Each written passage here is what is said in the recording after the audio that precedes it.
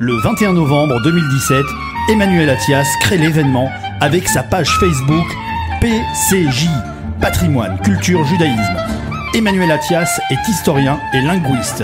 Il a parcouru ces dernières années des milliers de kilomètres à travers l'Europe, le Moyen-Orient et l'Afrique du Nord pour retrouver les dernières communautés juives et photographier leur patrimoine. Chers auditeurs de Radio JM, bonjour. Il y a quelques jours, la France était une nouvelle fois en émoi après la profanation d'un cimetière en Alsace. Après celui d'Erlisheim en décembre 2018 et celui de Quetzenheim au début de l'année 2019, voilà que le cimetière israélite de Wechthofen vient à son tour d'être vandalisé. En 2015 déjà, 250 stèles du cimetière de Sarre-Union, toujours dans la même région, avaient été saccagées par des adolescents. Alors, la question se pose inévitablement. L'Alsace est-elle une terre antisémite ? La question n'est pas si simple, estime le professeur de sociologie d'origine juive alsacienne Freddy Raphaël. L'Alsace a connu une histoire complexe et parfois contradictoire. La terre d'accueil et de coexistence pouvant périodiquement se muer en lieu d'exclusion. De fait, comment ne pas penser à ces dizaines de petites communautés qui essaimaient le long des Vosges et du Rhin à la fin du Moyen-Âge et pour certaines encore au début de l'époque moderne ? Comment ne pas penser à tous ces juifs originaires d'Europe centrale et de l'espace germanique qui vinrent s'installer en Alsace au XVIIe et XVIIIe siècle, fuyant les guerres de religion et le massacre de communautés juives qui les accompagnaient ? Comment ne pas parler de ces juifs polonais qui y trouvèrent refuge au début du XXe siècle ?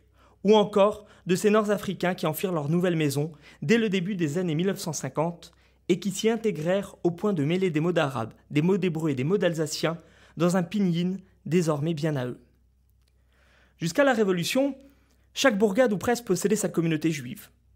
On recense ainsi à ce jour une bonne centaine de synagogues réparties à travers toute l'Alsace et au moins autant de cimetières. L'ancrage rural ancien a ainsi souvent offert une visibilité précoce à ces juifs d'Alsace, dont les marqueurs identitaires continuent de singulariser les villages de l'Est de la France. Outre les lieux de prière et les lieux d'inhumation, ce sont en effet également de nombreux bains rituels qui ont été retrouvés et parfois mis en tourisme, quantité d'encoches de mezouza ou encore d'inscriptions hébraïques sur des murs d'habitation qui ont été rendus visibles et préservés pour la postérité. On pensera aux petites villes d'Obernai, d'Ingwiller ou encore au village de Bergheim, qui sont autant de joyaux où le temps semble s'être arrêté.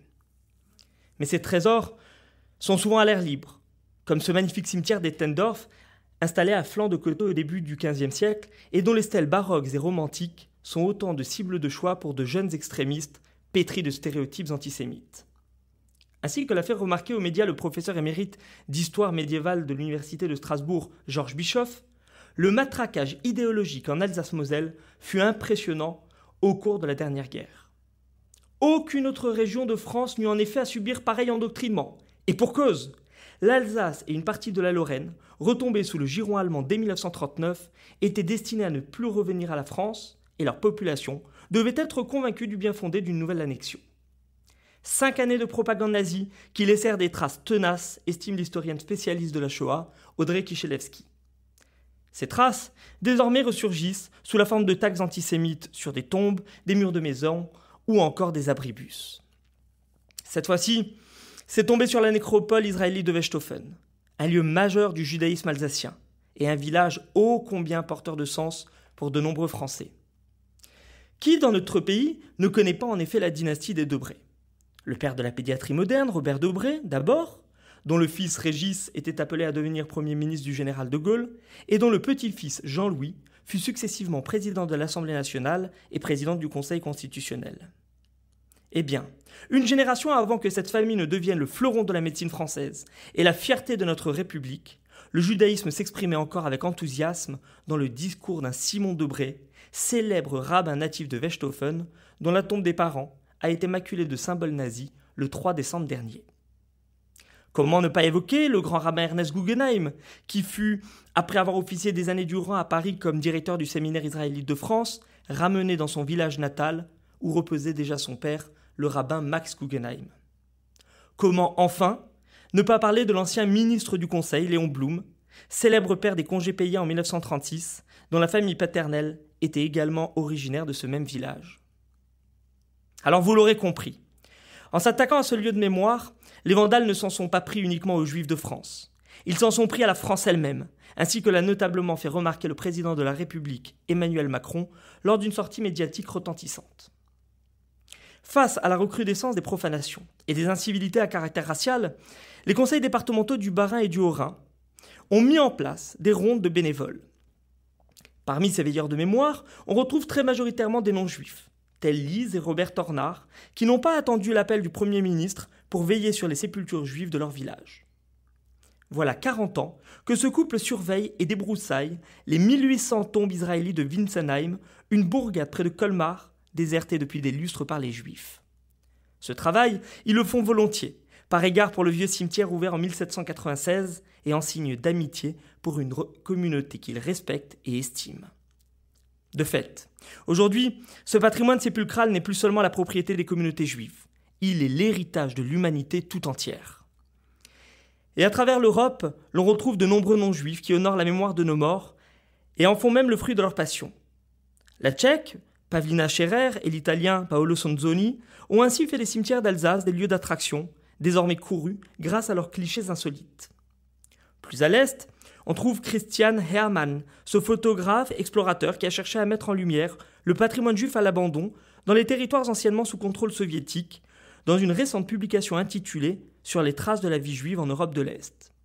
Son blog, Vanished World, qui reprend le nom d'un ouvrage publié en 1947 par Roman Vishniak, avait déjà attiré l'attention du public sur ce patrimoine funéraire juif en péril. Un patrimoine que l'ONG Writing Jewish Heritage cherche également à valoriser. Sa sympathique chef de projet, Marla Raurer-Osborne, une juive américaine d'origine ukrainienne, est secondée par son mari non-juif Jay et par une équipe de près de 300 bénévoles, aussi bien juifs que chrétiens. Depuis 2011, leurs travaux ont permis de retrouver en Ukraine de nombreux cimetières oubliés et de restaurer à leur emplacement originel des milliers de tombes juives utilisées en réemploi sous le nazisme et à l'époque soviétique. À l'instar du travail mené par le prêtre catholique Patrick Desbois sur les charniers de la Shoah par balle, l'équipe du Writing Jewish Heritage s'est également employée à faire apposer des plaques à l'endroit où des communautés furent jadis anéanties. Plus au sud, dans l'espace roumanophone, Irina Shirova et son organisation Jewish Heritage Moldova s'activent également à nettoyer les cimetières juifs, à en relever les tombes et à restaurer les épitaphes pour en rendre lisibles les noms qui s'y trouvent inscrits. L'intérêt pour les vieux cimetières semble désormais croissant partout à travers la planète. On en veut pour preuve, en janvier dernier, la découverte d'une stèle juive du XIXe siècle, mise au jour de façon fortuite dans un quartier à majorité musulmane de Bombay en Inde, qui a suscité l'intérêt des locaux et qui fait désormais l'objet de multiples égards. Et l'État hébreu n'échappe pas à ce regain d'intérêt pour les vieilles pierres, qui sont pour ses habitants autant de racines perdues, de souvenirs à raviver et d'héritages à préserver. En novembre, une trentaine de jeunes Israéliens de l'association Hayalim ont ainsi passé une semaine à restaurer le vieux cimetière juif d'Ioannina, localisé au nord de la Grèce.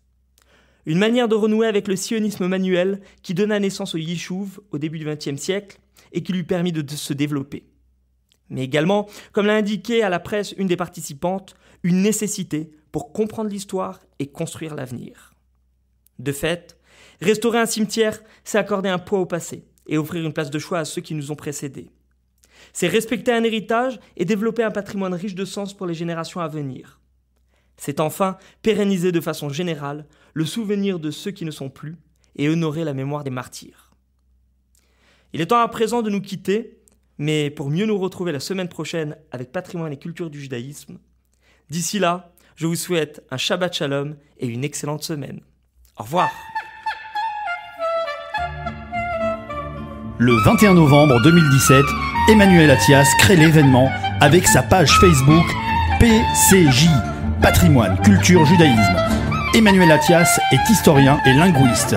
Il a parcouru ces dernières années des milliers de kilomètres à travers l'Europe, le Moyen-Orient et l'Afrique du Nord pour retrouver les dernières communautés juives et photographier leur patrimoine.